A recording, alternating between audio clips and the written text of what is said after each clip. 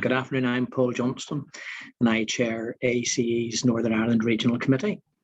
Welcome to this ACE Insight webinar organised by the local regional committee on the reimagining of the public realm, a Belfast case study. Today we're joined by Chris McCracken, Managing Director of Linen Quarter Business Improvement District in Belfast. I have to declare an interest here. I've been involved with the Linen Quarter bid for nearly 5 years. I participated in the task group which established the bid in early 2018 and have chaired the bid board up until the AGM last week. And I've worked with Chris since he was appointed in the first quarter of 2018. Linen Quarter is the third bid in Belfast, and when it launched, I described in a radio interview that I see it as the panacea of democracy, because the local businesses in the bid area actually vote to pay a tax and then have a say in how the tax is spent. The Linen Quarter have a business plan which has a number of themes to spend the levy on. And the themes in the district at the moment are cleaner and brighter, healthier, safe and secure, and promoted and vibrant. And it's Chris's responsibility, along with his team, to manage a large number of projects which are designed to deliver on these objectives. As part of the regeneration and development of the district, we're keen to see a significant shift in how we use the public realm. And the pandemic has, of course, actually helped to focus the direction of that shift. Chris is going to present for approximately 20 minutes, and there'll be time for a short Q&A thereafterwards. And today's webinar is aimed to close up at around 1:45. The webinar is being recorded, and we can send a copy of Chris's presentation and the recording out to participants in the next few days. I'd like to hand over to Chris. Thank you. Thanks very much, Paul, and thanks everyone for joining us today. So I'm going to take a perspective which is really about placemaking and a bit about the storytelling. And it's something that we're very keen on in the Linen Quarter. Whenever developers come in, we want them to integrate their development within the context of the area to enhance and support the wider ecosystem that we've got in place. Some developers are very good at that. Some put a lot of effort into finding out the story of the place and incorporating that into the design and the architecture. Others are more concerned just about their own red line. So I suppose today we're very supporting the first group and encourage those in the second group to think a little bit more about the wider placemaking agenda. It's a really exciting time to be involved in cities. Cities are really the centre of Chris, you're breaking up there. Oh, I'm okay now? Yeah, that's better. That's better. Okay, sorry if there's a tech problem there. Just let me know if I'm okay. Cities are at the centre of a lot of activity that's happening, and it's an exciting time to be involved in any form of city regeneration. So Paul's mentioned a little bit about the bid. Just to give you a map there of our geographic area, we're just behind Belfast City Hall, and we cover the transport hub and down to Shaftesbury Square, and there's around 400 organisations within that area. It's about 25 hectares.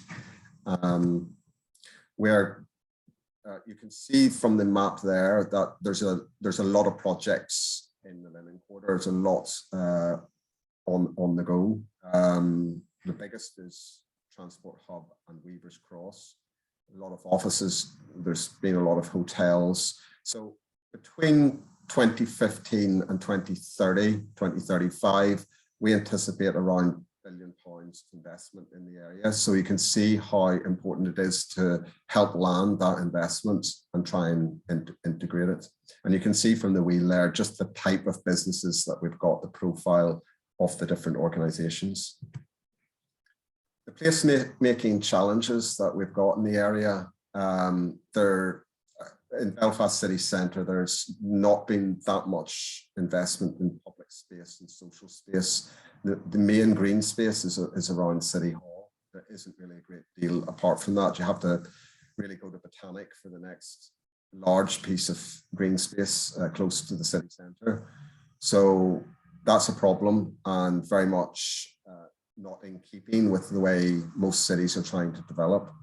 We've got a lot of traffic congestion, clogged streets. The roads are dominated by car parking rather than public realm. And the aim is really to build the city around people going forward, not around cars.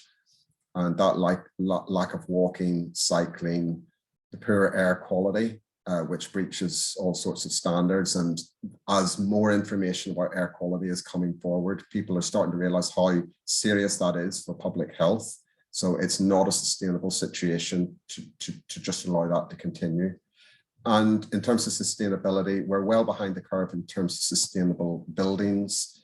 There are issues around the cost of sustainable buildings, but if we don't get into this space, then the whole life cost of a building that's not sustainable will start to outweigh those buildings that are. It'll become increasingly difficult to get tenants. You may find more government regulation that forces you to retrofit. So we do need to put a lot more effort into sustainable buildings and try and get ahead of that curve. There's problems with housing space standards. Some of the apartments that are going up, it's not enough room to live in. There should be a minimum standard, and I think the City Council are looking at that. And there's a lack of inclusivity and mixed-use developments. There's these mono themes, I suppose, and including the Linen Quarter, which is very office-heavy. We need a mix of different development and a mix of different tenancies as well within those developments. So there's a Linen Quarter in 1800. You can see the White Linen Hall where City Hall now stands. It's basically green fields for most of it. And in 1900, just 100 years later, heavily occupied and built on. And that's come from a number of drivers. The industrialization of the linen industry, the transport, new train station coming in, the investments in heavy industries and power looms, and the shift of population from the countryside in search of jobs. So you can see that huge difference that has been brought in a short space of time. We've got a great heritage within the Linen Quarter. You can see that map. That's from the City Council's Linen Quarter vision in 2015. The red buildings are the buildings of note. So there's a lot of famous landmarks, such as the Ulster Hall, Grand Opera House. The building there is Europe Building. As many of you will be aware, that's just been redeveloped by McAleer and Rush. They've reinstated the historic building and put a tower block behind it. So it's great to see a building that for 50 years was lying derelict and neglected coming back to life. That building in particular used to be the headquarters of the linen industry, probably the largest linen company in the world. And it's going to get new use as Deloitte's offices. So again, it's that history of innovation is continuing. The other notable building in that picture is the Ormo Baths, which was an original bathhouse and is now a tech hub. So again, a really good example of how we're repurposing some of that beautiful architecture for contemporary use. We've got arts and culture within the Linen Quarter. I've mentioned Ulster Hall, Grand Opera House. Crown Bar is also a very historic building. Belfast's #1 tourist attraction. Anyone that visits Belfast goes to the Crown Bar, and anyone that's been in there, I'm sure most people have, can understand why, with that beautiful Victorian polychromatic tiling and lovely historic features.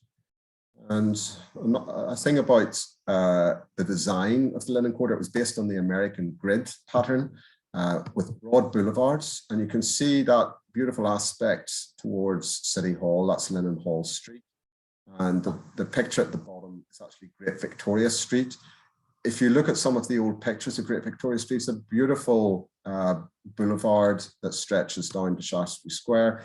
It's been wrecked by the traffic infrastructure that have cut holes throughout and destroyed a lot of the historic architecture. So it's a real loss to Belfast, the way that street has declined.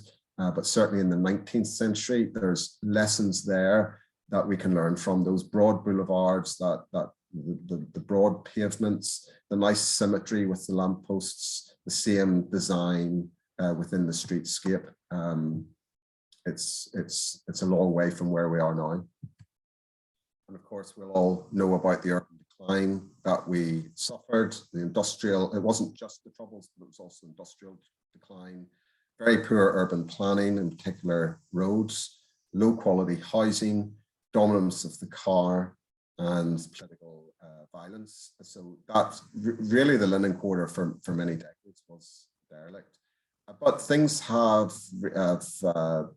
turned around, and a lot of that has been driven by some of the thinking, some of the strategic thinking that has gone in from the public sector. The most important point was the Good Friday Agreement, which brought peace and a chance to build on a more positive foundation. But we've got things like Streets Ahead, we've got the local government reform, which brought planning into the City Council. I think there's still a long way to go in terms of local government reform, but it was a good first step.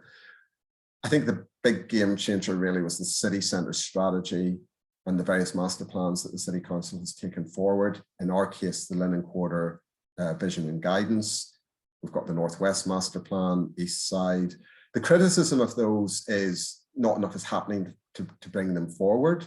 The ideas within them are very good. So we certainly want to hold on to some of those ideas and see how we can implement them. And we did our own Linen Quarter vision in 2019, which I'll come on to shortly.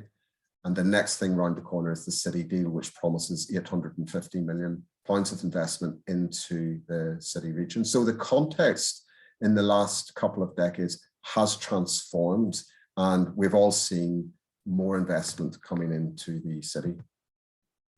And there is the Europe building again with the car block behind it. We can see that, to me, is a symbol of the regeneration of the Linen Quarter. That's brought into new use. We've got the Weavers Cross and the new train station. So the train station will be around 250 million of development and will open at the end of 2014. Weavers Cross will be 1.2 million square feet of mixed-use development space, and that will start to build out probably from, well, the earliest would be 2026 would be the build out for Weavers Cross. But then we've got the BBC building, which has been approved, is underway. That will be open in 2024-5, and that's a £48 million development. And then the other picture there is the Kainos redevelopment on Dublin Road, taking the site of the Movie House Cinema. That's currently on hold due to the reconfiguration of offices and home working, etc. So it's not clear how that will be developed, but we certainly believe there is a strong future in offices. So we hope that will come forward in future years. In the meantime, Kainos have given that site over to hospitality, and there'll be a new hospitality hub, pop-up container bars going into that space. So at least that site is going to be animated. The other developments in transport, we've got the North-South glider as part of the city deal. The bridge from the gasworks to Ormeau Park, that's a £10 million bridge. That's had planning permission approved. Again, the money is through the city deal. We're just waiting for that to happen. Shaftesbury Square, that visual is from the master plan that DFC did in 2013. don't know how it will look exactly, but as part of the Streets Ahead 5 programme, which will land around 2027, we hope we can reconfigure Shaftesbury Square and take out some of that car dominance and replace that with more public realm and people space. But there's £28 million of capital going in from Great Victoria Street to Shaftesbury Square, so there's opportunity to do something. And that visual in the bottom right is from our own vision, and that is really trying to connect the bridge with the transport hub and Queen's University. So we're trying to have a cycling highway down Ormeau Avenue and reconfigure that space. The vision is something that we brought in 2018. And we're trying to do a couple of things around the Linen Quarter. We've got 4 different big ideas. It's a tourist destination, a cultural hub, an urban greenway, and a tech hub at Shaftesbury Square. We're trying now to progress those ideas, and I'll talk through in a few slides some of how we're doing that. But the interesting thing about our vision was, whenever we looked at the 19th century Linen Quarter, there were 3 things that really stood out. First, the connectivity with transport, new train station coming in. Second, the innovation with the linen industry, and that's technical innovation. And third, culture and hospitality with, for example, Ulster Hall, Grand Opera House, but also a lot of music halls that are no longer there came into the area. So those 3 things that form the DNA of the Linen Quarter are very much part of the DNA now. That connectivity with the new transport hub, that £250 million investment, the innovation with things like Ormeau Bath's Tech Hub and Deloitte coming in, a lot of international companies, the culture and hospitality. Well, we're actually the densest hotel district in Northern Ireland, with icons like the Grand Central Hotel, £150 million of investment across 15 hotels in the district. So that piece is really important. So it's really interesting that just as we as individuals inherit the DNA of our ancestors, so the place seems to inherit the DNA of what went before. And it's striking that those 3 features are still very strong drivers for the district. So what we've done, I think it's important to make use of assets that you have and respect what is there as far as possible. So what we've done is we've taken some of those old buildings. There's the Thomas Thompson Fountain, a beautiful 19th century Victorian piece of architecture by Mackenzie and Young, who designed many of the famous buildings in Belfast. And we've cleaned that up. We've cleaned up some of the brought out some of that lovely Belfast brick on some of the buildings. We've put in new planting. So let's try and make the most of what's there. And then as a result of COVID, we've been able to accelerate some of our thinking that we did in 2018, 2019 around the Linen Quarter vision. And one of the things was that hospitality piece and that tourism piece and that animation of the public realm. So City Council through the Northern Ireland Executive have allocated quite a lot of funds to the Linen Quarter, and the businesses have also allocated funds. So we've got around £500,000 of public realm improvements, not including Adelaide Street, which is probably a further 100 to 150,000. So we've got Adelaide Street is going to be a wider pavement. Linen Hall Street, we've got 2 parklets, one outside hospitality at Snacks and Cocoa and Urban Retreat, and one outside the BBC. We've got a parklet outside Pugs, which is more for outdoor drinking. And on Brunswick Street, we've got an entire hospitality hub with around 200 covers going in. And the build for that will start just after Christmas. And we're also doing some work around Blackstaff Square. So it's starting to transform that, what I described as a sort of mono culture of the Linen Quarter with quite stagnant streets into something a lot more vibrant. We've put some welcomes at the front of the Linen Quarter, Those are just vinyls that we put on the former George Best Hotel, just to give people that sense of arrival to the district and mark it out as this, you're now entering a place with a unique culture and a unique sense of identity. Adelaide Street, I mentioned, so that's going to be a wider street. The traffic will come down to one lane, so taking out some of that car infrastructure and replacing that with people-focused public realm. There are some residential blocks on Adelaide Street, and so City Council is going to put in some play equipment, benches, planting, just to try and make that a more pleasant space. We've done some parklets, as I mentioned, and again, that aspect, you saw the historic photo of that broad boulevard, and that aspect still continues, but look how many cars are on that street, and look how dead that street really is. So bringing the parklets in helps to animate that, and that to us is just the first step. We would actually like to see the whole of Millenhall Street pedestrianised and turned into public realm with cafes, outdoor gyms, outdoor meeting rooms, nice planting and cultural activities. And you can see there's the actual photo. I'm quite pleased with this actually, because if you look at the visual, the image there, sometimes, you know, I think that is a good image. Sometimes the real life doesn't come across as well, but I think our real life installation actually works better than the image. It's a beautiful space. This is the one outside BBC. And there's the Minister and the Lord Mayor enjoying it, and just an ordinary family enjoying that space, having a coffee.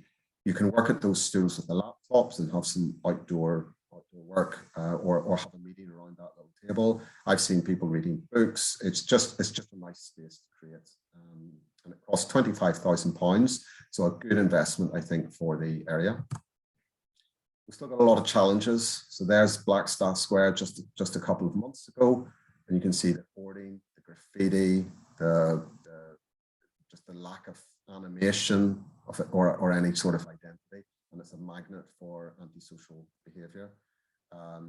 So what we're doing with that hospitality hub, we're going to take over the whole of Brunswick Street and put in a 43-metre decking by 9-metre, and it's been quite a challenge to get permissions for that. That's been the most difficult thing. It took us a year to get permissions from Department for Infrastructure, and that was with the backing of the Minister, who's 100% supporting this. So even with that political backing, navigating the system is very time-consuming and difficult.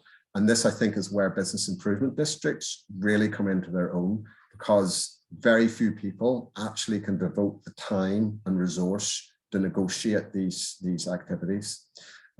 We've also been allocated as a bid as a partner with DFI, which means things like the electrical connections and the water connections, they will treat us as if they were treating DFI. If a private company tried to do this, Northern Ireland Electricity or Northern Ireland Water would not touch them, because it just wouldn't be within their remit. But because we've got that official designation, we can do this. So it's an example of how business improvement districts work on behalf of the local area to bring these improvements. The picture on the right-hand side is then just trying to create that tourism trail throughout the area. You can see there's quite a lot of tall buildings, a lot of hotels. There's not as much to do. The hospitality hub will help with that. We're trying to bring out existing assets, like the Ulster Hall has an art gallery in it. Few people know. I spoke to someone who worked there for 40 years in the adjacent building, didn't even know there was an art gallery beside him.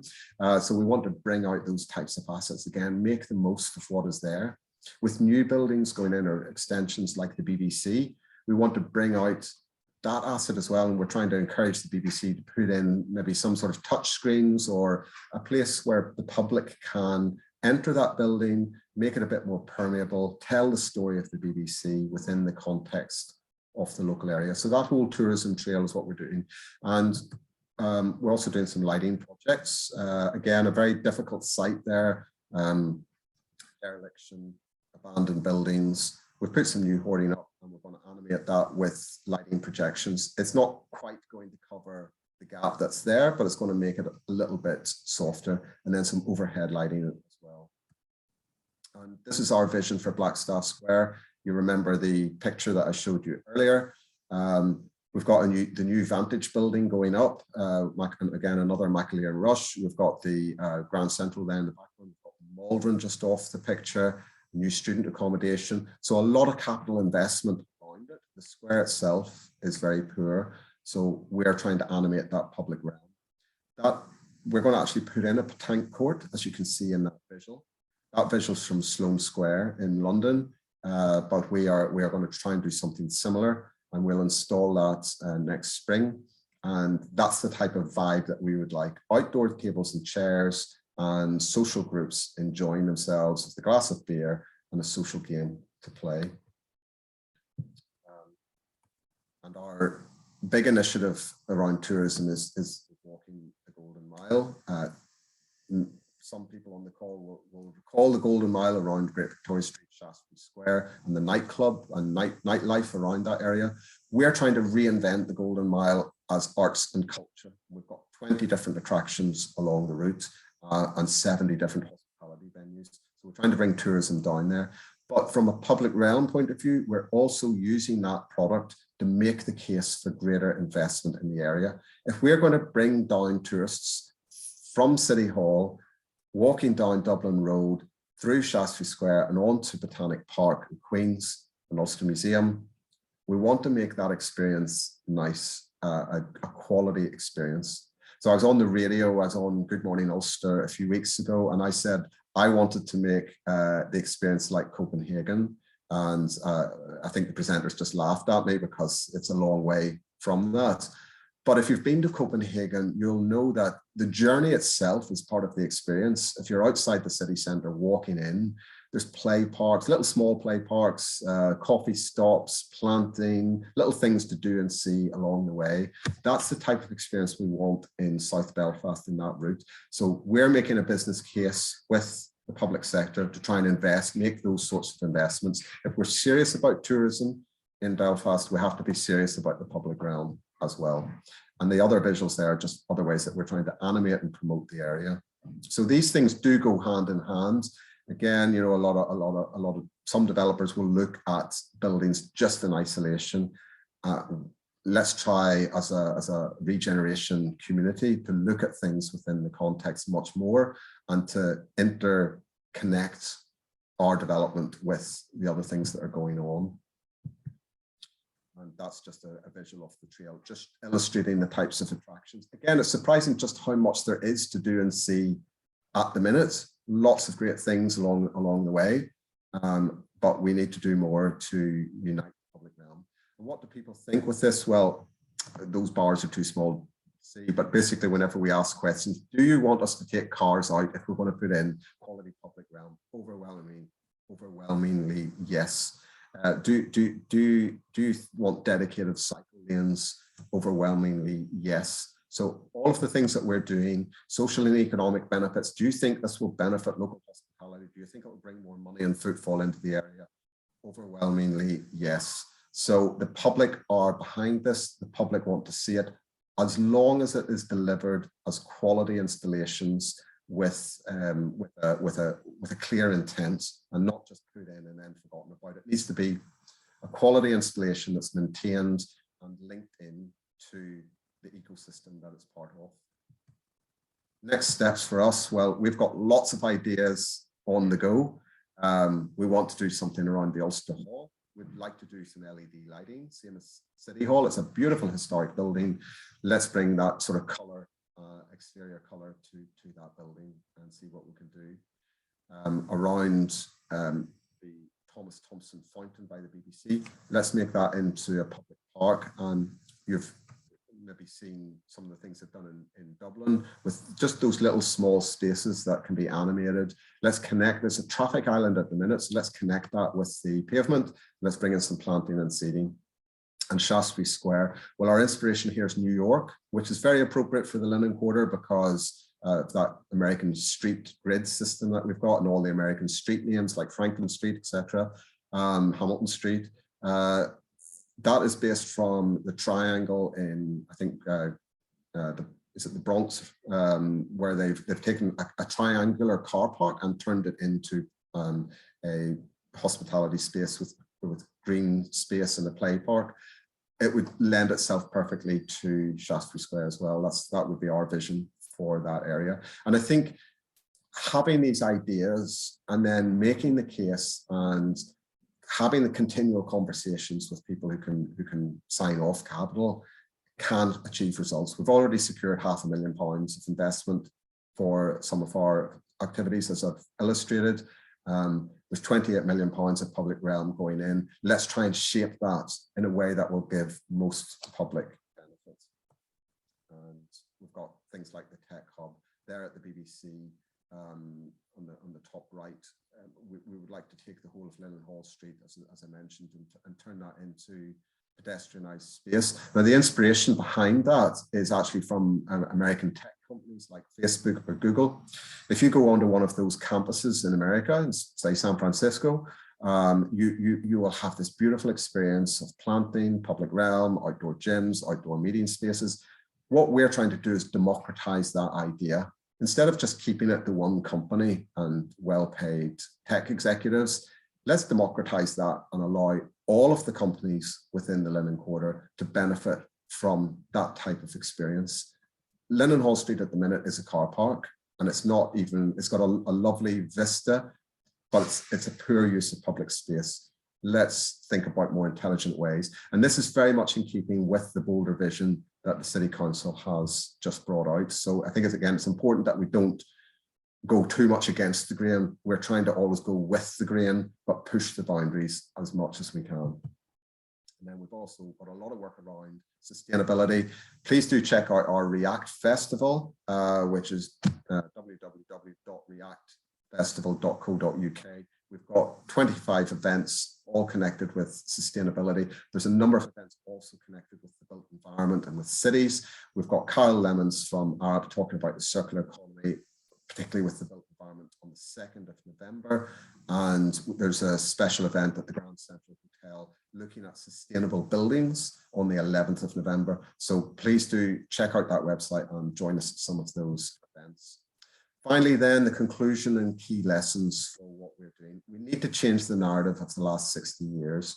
The focus has been on people. The focus needs to be, on people, and a greater empathy with the city ecosystem, and also referencing what's going on in other international cities. Belfast is behind the curve in some of this. There is, I think, an increasing desire to move in the right direction, but with a lot of catching up to do. We need to rebuild the vibrancy of our city centre, more around people in public realm, a greater use of what we have and trying to repurpose where we can, making use of those underutilised assets and spaces. The last 2 decades have been about showcase projects in the city centre, and there has been a lot of investment. There just hasn't been enough filling up those spaces between those new buildings. And so the overall impact is a poor city centre in comparison to some other city centres, because we haven't invested enough on that public realm. We need mixed use developments. We need to try and avoid displacing people and culture. So I think as part of the developers' agreements, they all have to give money to the City Council.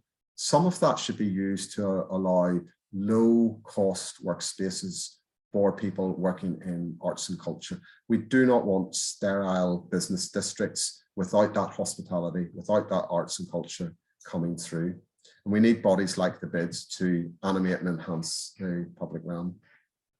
The third thing is we need a greater focus on well-being, particularly after the experience of the last 2 years. We need to push ahead much, much quicker with cycling. Future of cities is around cycling, it's around active transport, it's around sustainable transport, and we need more green space. That is urgent priority. We had a £60 million radial plan published in 2015. It fell apart because the Assembly collapsed. Some of the ideas have been brought back recently. The budget has not been attached to it. We need to see that money come back and to build out these cycling routes. We need to create homes for people. They're not units. These are homes, and they need proper space standards and amenities. And that means the amenities that goes around these buildings. Still not enough investment in schools, in clinics, in local shops, in play parks, all of those things that make the city livable. And finally, the existing policy and legislative framework is not fit for purpose for what we want to achieve. We need a lighter touch on tactical regeneration. As I mentioned, it took us a year of negotiation for a 43-meter deck. We need lighter, quicker, and cheaper. It needs to be signed off much quicker and lighter touch. We need a focus on sustainable standards in the circular economy, which touched on already. And then the final thing, the complexity of the 3 existing departments. We need to find a way to unblock the logjam that can create between DFI, DFC, and the City Council. The Belfast Chamber did a report recently that you might have seen, making some recommendations. It is good that the bold revision does unite all 3 agencies. Our approach would be to have a city centre agency, a regeneration agency for the city centre. I think that would really provide the best approach. Lots of examples in Hoffen City, for example, in Munich, or not Munich, in Hamburg, and other places where that's been used to great success. So let's think about that for Belfast as well. And that's all I have to present today, and happy to take any questions. Thank you very much, Chris. That was terrific. You will know that I'm completely behind a lot of those conclusions there that you've listed. We have a couple of questions for participants, and I've got one myself. One participant is asking what's happening with the George Best Hotel. Have you got a crystal ball? Well, George Best Hotel was Signature Living, and the investors who invest, the model where rooms were sold, that model collapsed because there was a financial scandal in Manchester where a lot of investors lost their money.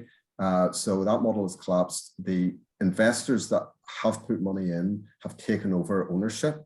But Lawrence Ken Wright, who used to be in charge of Signature Living, has been, I suppose, effectively employed by them to manage the next phase.